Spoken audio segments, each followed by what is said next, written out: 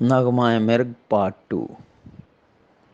غسیلا درخت یہ سن کر اپنے ساتھی درختوں کو کہتا، جاؤ میرے باب درختو، اسے کہو ہم نے کہاں جانا تھا اپنے اجداد کی سرزمین چھوڑ کر۔ یہ نئی ریاست ہمارے ہزاروں سال پرانے وطن پر بن رہی تھی، پھر کیا ہم ان کے ساتھ جاتے جن کے اجداد نے ہزاروں سال پہلے دھرم کے جال میں پھانس کے ہمیں ہماری زمینوں پر اجنبی بنا کر چند مخصوص غلامی والے پیشے ہم پر تھوپ دیے۔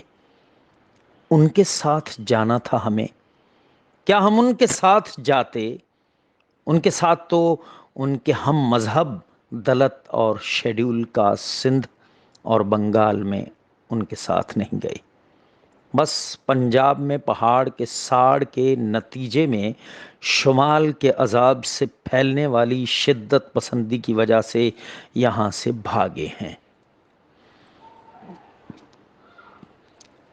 حضور والا ہندوستان میں کہا جاتا ہے کہ یہ جمہوری حکومت ڈیموکریٹک گورنمنٹ ہوگی، مگر ہم جانتے ہیں کہ جمہوریت ڈیموکریسی میں اکثریت ہمیشہ اقلیت کے ساتھ ناانصافی کرتی ہے۔ تاہم ذرا ہندوستان کی حالت ملاحظہ فرمائیے، یہ چیز بطور مقابلہ پیش نہیں کر رہا بلکہ حقائق سے آپ کو آگاہ کر رہا ہوں۔ اس وقت ہندوستان میں ہمارے فرقے کے 2 وزیر مرکزی حکومت سینٹرل گورنمنٹ میں ہیں۔ اس وقت ہندوستان میں ہمارے فرقے کے 2 وزیر مرکزی حکومت سینٹرل گورنمنٹ میں ہیں۔ مرکزی اسمبلی کا نائب صدر بھی مسیحی ہے، 2 وزیر ایک صوبے میں ہیں، ایک صوبے میں مسیحی گورنر جانشین ہو چکا ہے۔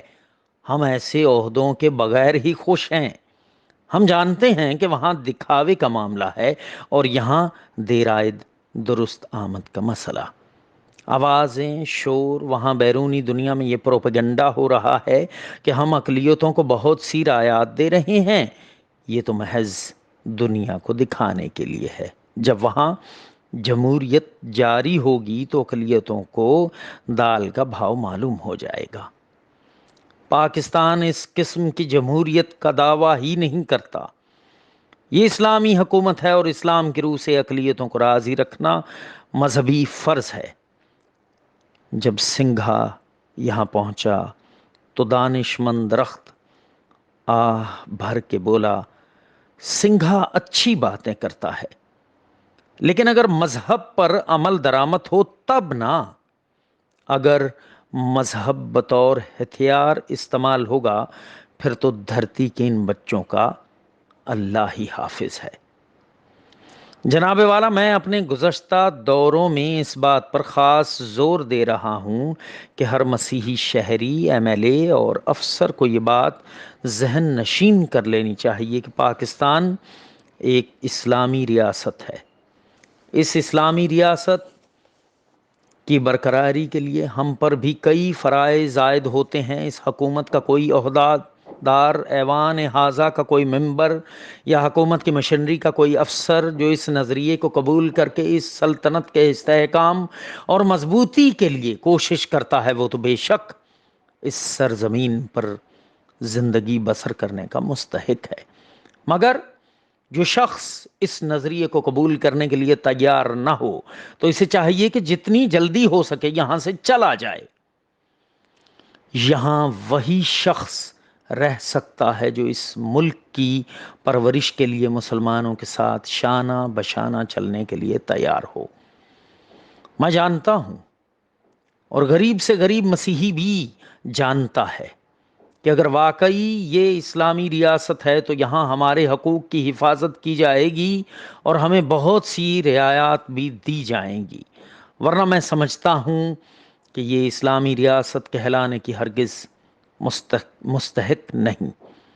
مستقبل کا درخت سنگھا کی تائید کرتا اور اپنے ساتھیوں سے کہتا، سنگھا کی یہ بات سنگھا کے لوگوں کو آگے بھی کئی دہائیوں تک سمجھ نہیں آئے گی اور کڑوی لگے گی، اور اس کے لوگ مستقبل میں بھی روشن خیالی کے نام پر مذہب، بیزار، مسلمان طبقے کے ساتھ مل کر یہ ثابت کرتے رہیں گے یہ ملک مذہب کے نام پر نہیں بنا، اور دوسرا طبقہ اس بات پر ڈٹ جائے گا کہ یہ مذہب کے نام پر بنا ہے، خلیج بڑھتی جائے گی، اور مشکل میں یہی پسا ہوا طبقہ رہے گا۔ یہاں ہاتھیوں کی لڑائی میں یہ دھرتی واسی جو گھاس کی طرح دھرتی سے جڑے بلکہ دھرتی میں پیوست ہوئے ہیں، روندے جائیں گے۔ یہ پہلے بھی ہزاروں سال سے مفادات کی جنگ کا ایندھن بنتے رہے ہیں، جبکہ معاملہ مذہب سے زیادہ سماجی ناانصافیوں کا ہوگا۔ خلیجیں سماجی ناانصافیاں اور بڑھائیں گی۔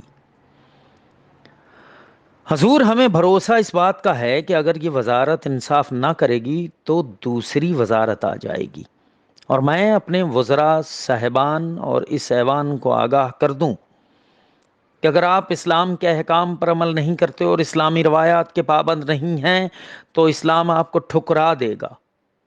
میں سمجھتا ہوں کہ اسلامی روایات ہی ایک ایسا ذریعہ ہے جن پر کاربند رہ کر آپ اس حکومت کے استحکام کا باعث ہو سکتے ہیں، ورنہ پاکستان زندہ نہیں رہ سکتا اور پاکستان حاصل کرنے کا مدعا ہی زائل ہو جاتا ہے۔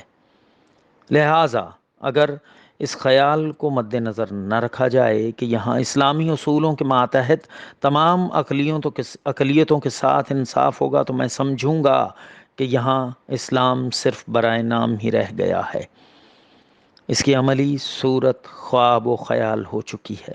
چنانچہ قائد اعظم نے ان تمام اسلامی روایات کا خیال رکھتے ہوئے ہی مجھے فرمایا تھا کہ the day will come when the Christians of Pakistan will bless the day they choose to be Pakistanis۔ لہٰذا میں اس خیال کے پیش نظر کہ مسیحوں کو اس قابل بنایا جائے کہ وہ پاکستان کی خدمت کرنے کے قابل ہو سکیں، یہ عرض کروں گا کہ اسٹیٹ کی مضبوطی کے واسطے اس کمزور کڑی کو مضبوط کرنے کی کوشش کی جائے۔ جس طرح ایک زنجیر میں کئی کڑیاں ہوتی ہیں اور ہر کڑی دوسری کڑی کے ساتھ وابستہ ہوتی ہے، اور ایک کڑی کمزور ہو تو زنجیر کے ٹوٹ جانے کا اندیشہ ہوتا ہے، اسی طرح مسیحی بھی آپ کی اسٹیٹ کی زنجیر کی ایک کڑی ہیں اور اسٹیٹ کی زنجیر کے ساتھ منسلک ہیں۔ اگر اس کمزور کڑی کو مضبوط نہ بنایا گیا تو پاکستان کی زنجیر کمزور رہ جائے گی۔ لہٰذا آپ کا یہ فرض ہے کہ پاکستان کی زنجیر کی اس کمزور کڑی کو مضبوط بنائیں۔ مسیحی جماعت کو لائبلٹی نہیں، ایسٹ بنانا آپ کے ہاتھ میں ہے۔ جہاں تک اپنے ملک اور اپنی اسٹیٹ سے وفاداری کرنے کا تعلق ہے، میں عرض کروں گا کہ ہمارے گاؤں میں رہنے والے مسیحی جنہیں میرے ذمہ دار بھائی خود جانتے ہیں، وہ یہ بھی جانتے ہیں کہ گو وہ عاجز طبیعت رکھتے ہیں لیکن وہ بزدل نہیں ہیں، اگر ڈانگ اٹھانی پڑے تو خوب چلا سکتے ہیں۔ اگر انہیں فوج میں بھرتی کیا جائے تو وہ کسی جنگجو قوم سے کم نہ رہیں گے۔ ہم جنگ میں سب سے پہلی صف میں لڑیں گے اور اپنے پاکستان کی دندناتی ہوئی توپوں کے سامنے سب سے پہلے جانے کو تیار ہیں۔ آپ ہمیں بھرتی کرنے والے بنے، فوڈ آف کینون بننے سے بھی ہمیں دریغ نہ ہوگا۔ لہٰذا میری گزارش ہے کہ مسیحوں کو صرف فوج میں ہی نہ بھرتی کیا جائے بلکہ نیشنل گارڈ میں بھی بھرتی کیا جائے۔ اس طرح ہم لوگ ترقی کرنے کے ساتھ ساتھ اچھے پاکستانی بنیں گے اور ملک کی زیادہ خدمت کر سکیں گے۔ نیشنل گارڈ یوں تو سب پاکستانیوں کے لیے کھلا ہے، لیکن مسیحوں کو شامل کرنے کی کوئی کوشش نہیں کی جا رہی ہے۔ جس وقت مسیحی دیہاتوں کی مشکل کا یہ مسئلہ شروع ہوا، اس وقت میں نے جا کر مسٹر معین الدین ریہیبلیٹیشن کمشنر سے بات چیت کی، اور مجھے یہ کہتے ہوئے خوشی ہوتی ہے کہ انہوں نے میری بات ہمدردی کے ساتھ سنی، مگر کہا کہ اس کے بارے میں ان پر کوئی قانونی پابندی لیگل obligation عائد نہیں ہوتی۔ میں نے کہا ٹھیک ہے، اگر کوئی قانونی پابندی عائد نہیں ہوتی تو کیا یہ اخلاقی پابندی بھی عائد نہیں ہوتی کہ ان مسیحی مزارین کی امداد کے لیے کچھ کیا جائے؟ ان کے مالکان چلے گئے ہیں اور وہ تکلیف اور مشکل میں گرفتار ہیں۔ انہوں نے مجھ سے اتفاق کیا اور اپنی سفارشات نوٹ کر کے میری چٹھی ریفیوجی منسٹر صاحب کے سامنے پیش کر دی۔ انہوں نے حکم دیا۔ غسیلہ درخت غصے سے بھرا کہتا ہے، یہ مسیحوں کے سیانے بابے کو کیا ہو گیا ہے؟ یہ پڑھا لکھا تاریخ کا فہم رکھنے والا لیڈر انہیں کیوں نہیں بتاتا؟ یہ جو برطانوی افواج میں سے لوگوں نے اپنی خدمات افواج پاکستان کے لیے پیش کی، ان میں یہ جو مسیحی ہیں یہ ساری برطانوی نہیں، سینکڑوں اس دھرتی کے مقامی واسیوں کی اولادیں ہیں، اور وہ فوج پاکستان کے ہر شعبے میں ہیں۔ اور یہ جو جہاد کشمیر ہوا ہے اس میں بھی اپنے ہم وطن مسلمانوں کے ساتھ تھے، بلکہ کئی ایک نے تو اپنی جانیں بھی قربان کر دی ہیں۔ یہ حقوق کی بھیک کیوں مانگتا ہے؟ اپنے ایک ہاتھ میں حقوق کی نشاندہی کرنے کی یاد دہانی کا خط اور دوسرے ہاتھ میں پورے کیے گئے فرائض کے شہداء کے لہو سے لکھے ہوئے ثبوت کیوں نہیں مارتا؟ ان انگریز سے بھیک میں لی ہوئی زمینوں کے زم میں دھرتی کے بچوں کی تقدیروں کے مالک بنے بیٹھے بدماشیہ خصلت والی اشرافیہ کے منہ پر۔ Everything possible should be done for these Christians۔ تو پھر حضور والا یہ کاغذات وزیر مالیہ کی کنکرنس ایما حاصل کرنے کے لیے تجویز واقعی بڑی واجب ہے۔ میں نے کہا اگر آپ اس بارے میں امداد دینے کے لیے تیار ہیں تو ان غریبوں کو 4 کلے زمین دے دیں۔ مہاجرین کو 8 دیتے ہو تو چلو ہمیں 4 دے دو۔ انہوں نے کہا کہ میرے خیال میں ان کا 3 کلے زمین گزارا ہو جائے گا کیونکہ وہ کچھ مزدوری سے بھی کما لیتے ہیں۔ لہٰذا انہوں نے اپنی سفارش لکھ کر کاغذات پر وزیر مالیہ کو بھیج دیے۔ مجھے یاد ہے کہ جب انربیل وزیر مالیہ سے عید کے روز ملا اور مبارک دی تو انہوں نے فرمایا کہ میں آپ کو آج عید کا تحفہ دیتا ہوں کہ میں نے مسیحی سیپیوں کو 3 یا 4 کلے زمین دینے کا حکم صادر کر دیا ہے۔ لیکن جب افسران ضلع کو یہ حکم نہ پہنچا تو میں نے سیکریٹریٹ میں دھوپ شروع کی۔ بہت سر پٹکا، کاغذات کا کچھ پتہ نہ چلا۔ وزیر صاحب کہیں کہ حکم پاس کر دیا ہے، کاغذات نیچے بھیج دیے گئے ہیں۔ فائنینشیل کمشنر اور ریہیبلیٹیشن کمشنر کہیں کہ کاغذات واپس پہنچے نہیں۔ اس چکر میں وقت گزر گیا ہے۔ گورنر صاحب نے دریافت فرمایا کہ ان دیہاتیوں مسیحوں کے لیے کیا ہو رہا ہے، لیکن پھر بھی فائل کا سراغ نہ ملا۔ اگر کوئی یہ کہے کہ فائل تب نمودار ہوگی جب زمینیں ختم ہو جائیں گی تو کیا وہ حق بجانب نہ ہوگا؟ ہم اپنا پاکستانی حق مانگ رہے ہیں، کوئی سودا نہیں کر رہے۔ اگر مہاجرین کو آدھی روٹی مل رہی ہے تو ہم چپا پر گزارا کرنے کے لیے تیار ہیں۔ اگر یہ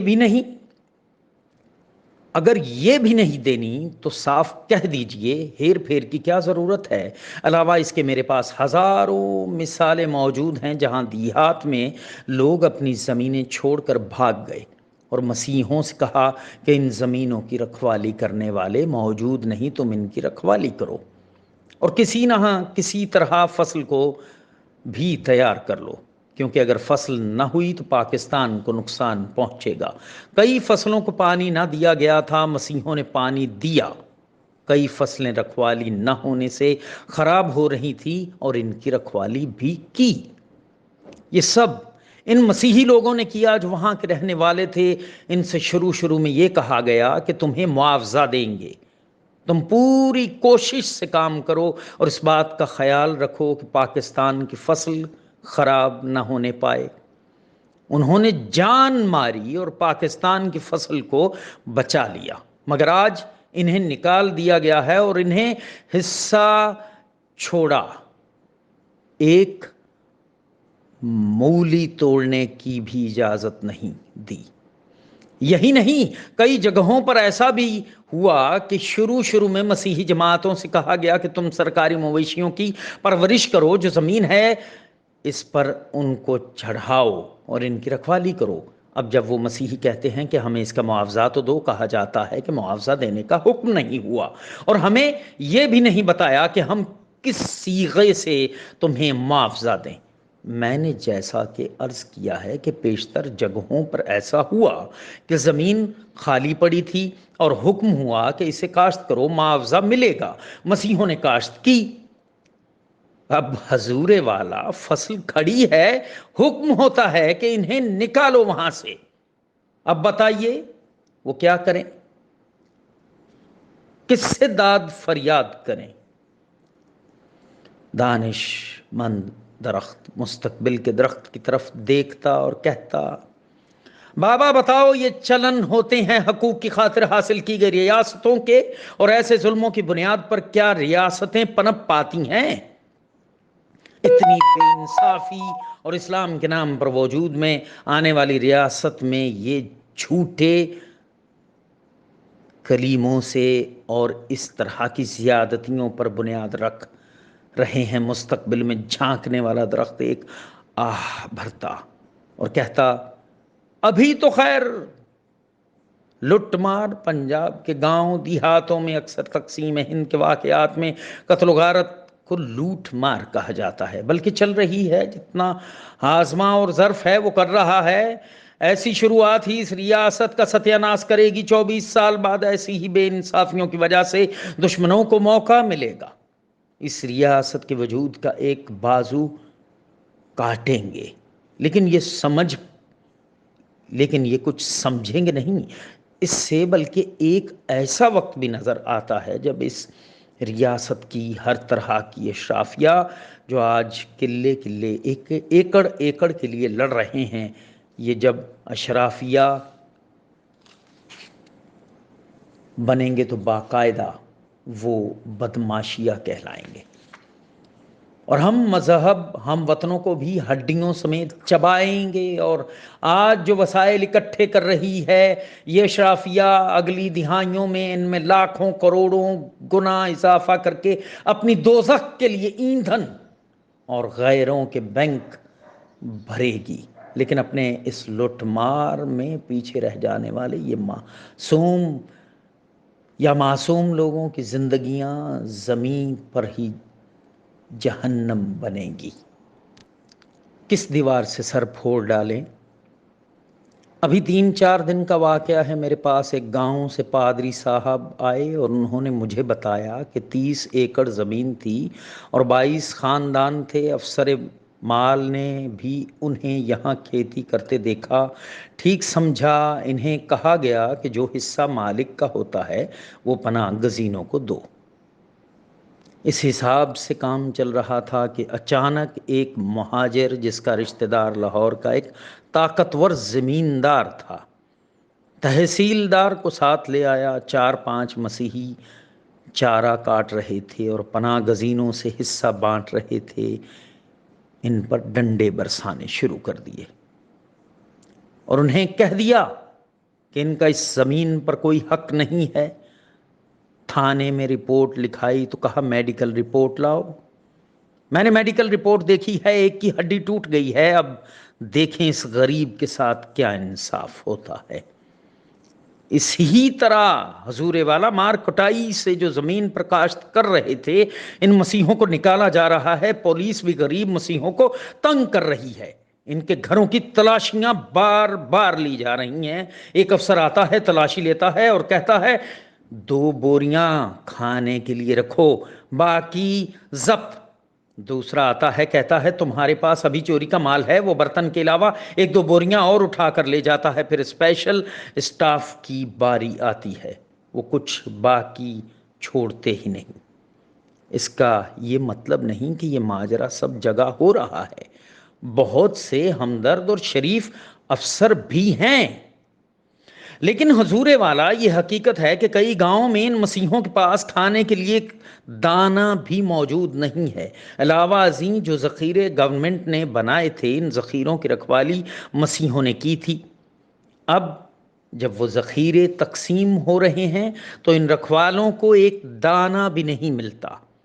کہا جاتا ہے یہ صرف پناہ گزینوں کے لیے ہے، یہ بیچارے پیسہ اکٹھا کر کے گیہوں مونجی کسی اور جگہ سے لاتے ہیں، میں چٹھیاں لکھ لکھا کر کوئی چارہ کر دیتا ہوں۔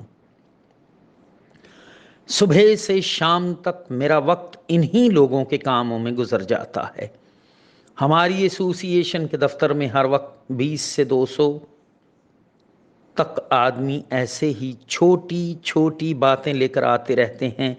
ان کی شکایتوں کا لب و لباب بھوک، بے عزتی اور بے انصافی ہوتا ہے۔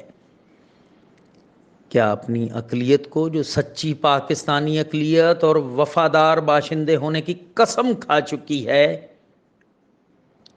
ڈیمورلائز یا پسمردہ کر دینا پاکستان کے لیے فخر کی بات ہو سکتی ہے؟ جناب صدر، ہمارے وزراء اب تک مصیبتوں کا ایک پہاڑ اپنے کندھے پر اٹھائے پھرتے ہیں، جو کام انہیں سر انجام دینا پڑا ہے۔ اس وقت جس آفت کا انہیں مقابلہ کرنا پڑا ہے، اس کی نظیر تاریخ میں نہیں ملتی ہے۔ ایسے وقت میں ان کا دروازہ کھٹکھٹانا ایک گناہ تھا، اور میں ہر جگہ ہر ایک آدمی سے یہی کہتا رہا ہوں کہ ان تکلیفوں میں اف مت کرو۔ یہ ہماری آزمائش کا وقت ہے، یہ ہماری پاکستان سے وفاداری کے امتحان کا وقت ہے۔ اگر ہم اس میں پاس ہو گئے، تکلیفوں کو سہ گئے، تو مسلمانوں پر یہ بات روشن ہو جائے گی کہ ہم صرف ووٹ دینے کے لیے نہیں، مزے لینے کے لیے نہیں، اور اپنے مستقبل کی خاطر نہیں، بلکہ ان کے ساتھی بنے۔ مصیبت، تنگی، بدبختی میں بھی ان کے ساتھی ہیں۔ ابھی کل کا ذکر ہے کہ لاہور ڈویژن کے کمشنر صاحب نے بھی ہماری اس معاملے میں داد دی ہے۔ آپ نے ایک بیان میں فرمایا کہ جب انہوں نے ایک جلسے میں اپیل کی کہ مغربی پنجاب کے عناصر کو چاہیے کہ کم از کم ایک مہاجر کو اپنے خاندان میں اڈاپٹ کرے، یعنی اس کا پورا ذمہ اٹھائے، منظور کیا۔ قائد اعظم فنڈ میں بھی ہماری جماعت پورا حصہ لے رہی ہے۔ میں نے اپیل کی ہے کہ اس فنڈ میں 1 لاکھ روپیہ دیا جائے۔ 50-60 ہزار دیا جا چکا ہے، اور باقی بھی انشاءاللہ پورا کیا جائے گا۔ ہماری تو یہ ایک دمڑی ہے۔ انجیل شریف میں ایک عورت کا ذکر ہے جس نے چندے میں ایک دمڑی دی تھی۔ اس کی دمڑی سب نذرانوں سے گراں تصور ہوئی، کیونکہ اس کے پاس وہی دمڑی تھی۔ ہمارے دیہاتی مسیحوں نے جو روپیہ دیا، اپنی غریبی اور دلی ہمدردی سے دیا ہے۔ ہم جو کچھ دیں گے دل سے دیں گے۔ ہماری ہی بہو بیٹیاں ہیں جو زیادہ تر پاکستان میں نرسز ہیں، اور پھر ہسپتالوں میں محنت اور ہمدردی سے زخمیوں کی خدمت کر رہی ہیں۔ ہم نے پناہ گزینوں کو ہر قسم کی امداد دی ہے۔ یہ کوئی نہیں کہہ سکتا کہ مسیحی پاکستان میں خدمت کے لحاظ سے کسی سے کم رہے ہیں۔ سب سے پہلے، بلکہ سرکار سے بھی پہلے، میں نے قصور میں زخمیوں کی طرف پبلک کی توجہ دلائی اور اپیل کی۔ سب سے پہلے قصور میں مسیحی ڈاکٹر اور نرسز پہنچیں۔ لاہور میں میو اسپتال کے علاوہ مسیحوں نے سب سے پہلا زخمیوں کے لیے اسپتال کھولا۔ ایک مسیحی کالج تھا جس نے سب سے پہلے کالج کا ہسپتال بنا دیا، اور جہاں پروفیسر اور دیگر اسٹاف بما خاندان رات دن بیماروں کی خدمت کرتے رہے۔ ایک جگہ نہیں، ہر ضلع میں ہماری جماعت اور مشنوں نے خدمت کی ہے۔ جوان غسیلا درخت باب درختوں کو کہتا، سنگھا صاحب جس طرح احسان جتاتے ہیں وہ یہ لوٹ مار کرنے والے جھوٹے کلیموں والے نہیں سمجھنے والے. انہیں سیدھا بتاؤ ہم بھی وارث ہیں اس سرزمین کے، کہیں باہر سے نہیں آئے، اور اس ریاست کے قیام اور تعمیر و تشکیل اور دفاع پاکستان میں اپنا حصہ اپنے جثے سے بڑھ کر ڈال رہے ہیں. کیا میں اور جوگندر ناتھ منڈل، سردار گیانی، ہری سنگھ، رولیا رام برادرز اور دیگر کئی غیر مسلمان تمہارے ہمارے مشترکہ بابا ایک قائد اعظم کے ساتھ تمہارے فاؤنڈنگ فادر آف نیشن بانیان قوم نہیں؟ آج مجھے کیوں بھیک مانگنی پڑ رہی ہے تم سے؟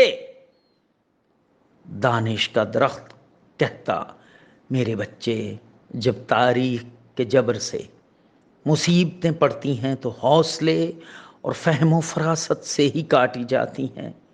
لڑائی حل نہیں، دوسرا راستہ ہے ہی نہیں. سنگھا صاحب صحیح کرتا ہے. حضور والا، میں یہ باتیں جتلانے کی خاطر نہیں کہہ رہا، بلکہ میرا مطلب یہ ہے کہ اگر ہم پاکستان سے خوش نہ ہوتے تو یہ محبت کی باتیں نہ کرتے. جو کچھ کہہ رہا ہوں کوئی گلہ نہیں ہے، میں تو صرف آپ کی توجہ اس طرف دلا رہا ہوں تاکہ آپ کو معلوم ہو جائے کہ مسیحی پاکستانیوں کی ضروریات کیا ہیں. حضور والا، ایک بجٹ بن گیا ہے اور دوسرا بننے والا ہے.